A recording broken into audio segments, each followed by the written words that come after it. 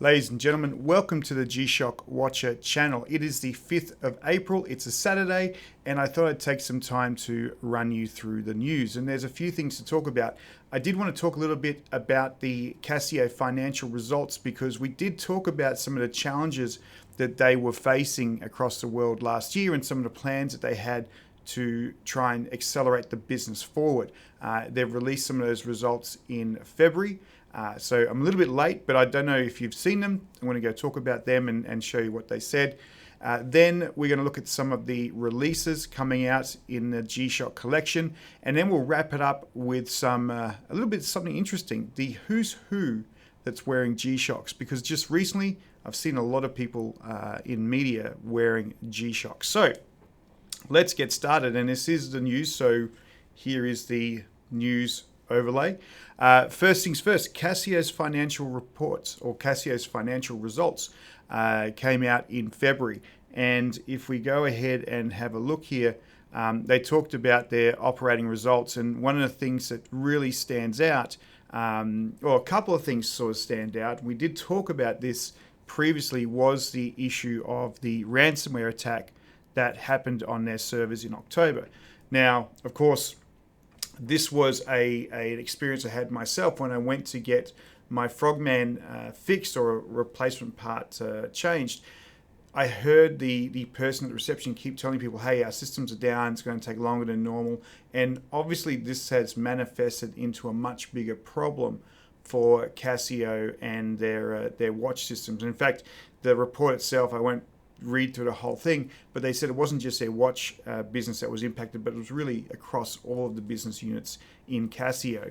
And so this ransomware attack on the company's servers in October really impacted a lot of what they were able to do. So they said procurement of components, production, shipments, and other operations were suspended for a certain period while these systems were recovered and business activities were affected. Now, of course, the question kind of stands, how much of the business was actually impacted? And what was interesting, when you look at the video, they talk about what was impacted. So I want to show you that video and get a sense of the size of that impact. As we explained at the briefing for the second quarter, we had a system failure caused by the ransomware attack. It led to an opportunity loss of about 13 billion yen in net sales and 4 billion yen in operating profit in the third quarter. So as you see, that's a fairly big number. Now for context, when we look at how big that number actually is, so 13 billion yen translates to $89 million.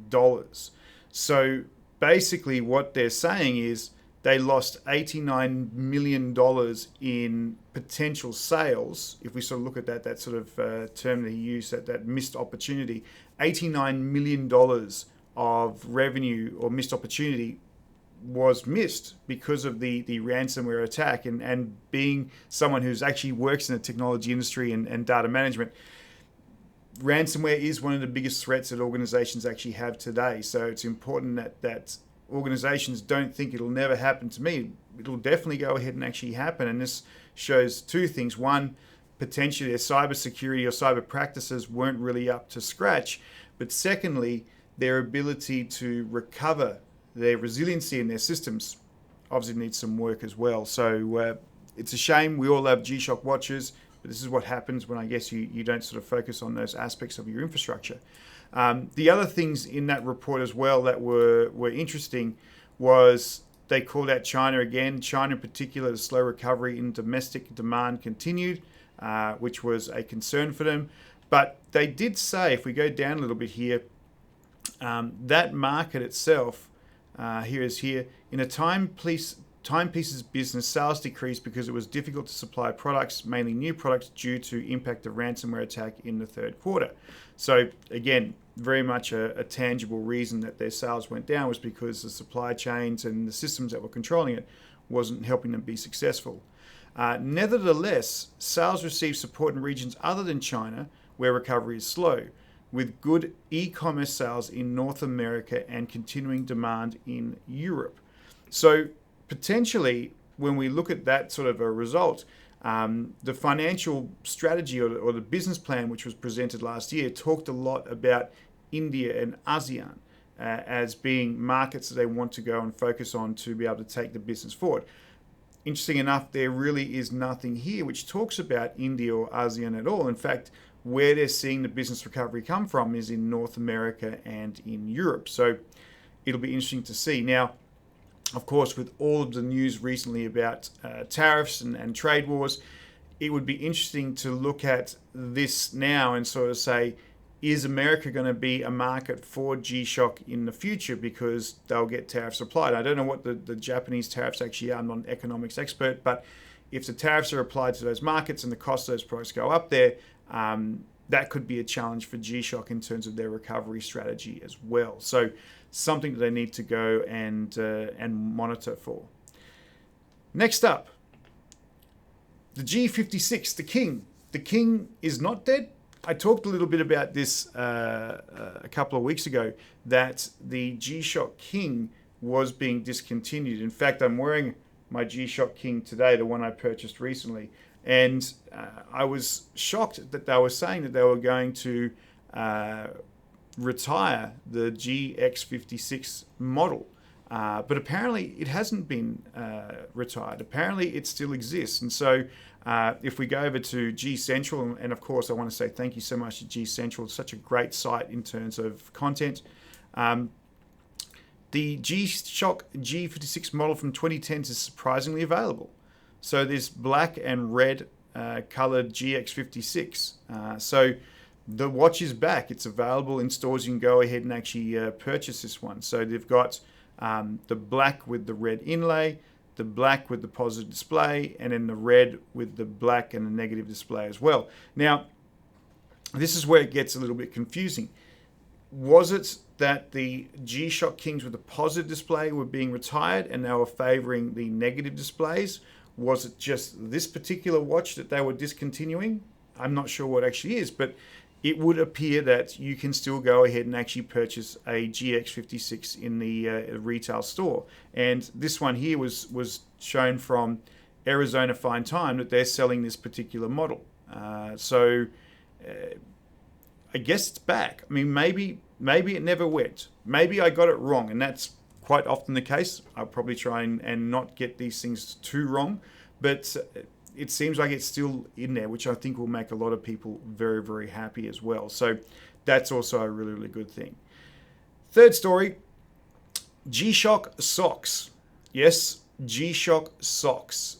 This is definitely an interesting one. G Central reported that the UK G-Shock stores or G-Shock site had released G-Shock socks, and they are, what do they call them? Kevlar reinforced G-Socks. I kind of like that. You take out the H, you get G-Sock. So Kevlar reinforced G-Socks.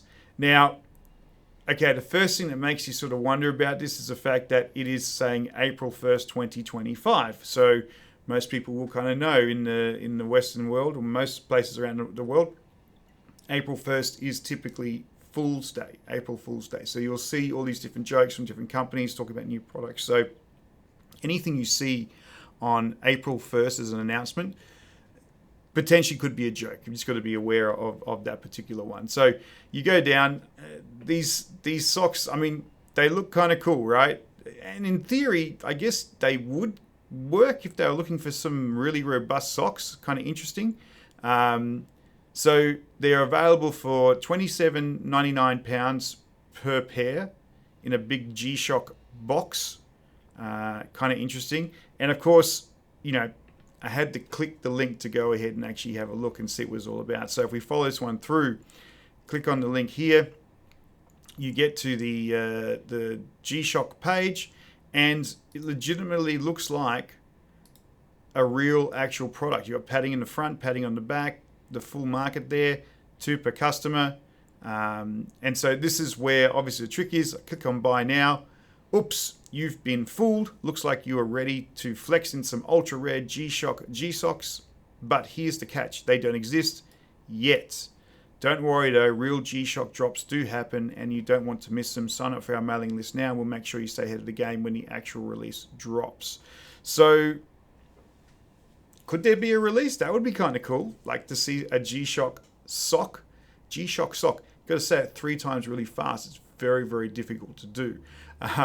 But yeah, I thought that was a cute sort of a joke they sort of played from the G-Shock side. And last one, this is kind of interesting, and I've been noticing this myself of a while. The who's who of actually wearing G-Shock watches. Now, there's always, lots of different articles that sort of come up. I mean, this one particularly from G Central, Wagner Mura wears a G-Shock watch in The Dope Thief on Apple TV. So you can see he's wearing there a GWM 5610 solar-powered multiband 6. So one of those watches that I always love, multiband 6 and tough solar, even though I don't use it. It's just kind of the top of the engineering. But you start to see people going ahead and actually wearing these watches.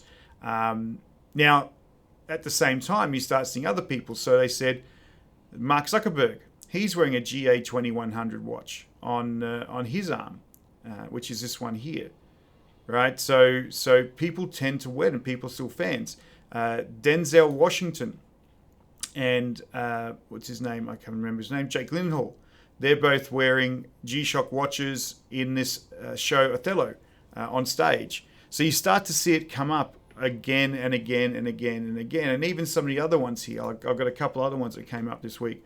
Royal Thai Marine Corps Rear Admiral is rocking a G-Shock DW6600 from 1994. That's a rock solid endorsement for a watch that's that old, a camo gear G-Shock, and it's still going strong.